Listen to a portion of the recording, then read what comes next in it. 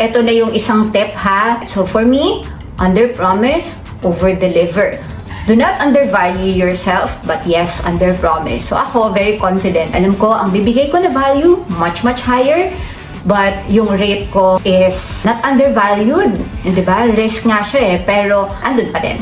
So that's one. Then, onboarding na. Okay, sige, ano nang mangyayari? So, first of all, we did that. We did the negotiation. We had a meet and greet. We got to know each other. Ako, yung client, I ask them about their goals, anong gusto nila mangyari sa project nila, sa podcast nila, ano yung mga meron nila ngayon, ano yung mga gusto nilang mangyari, and of course, yun na yung parang, sige, kaya ba na gawin natin to together?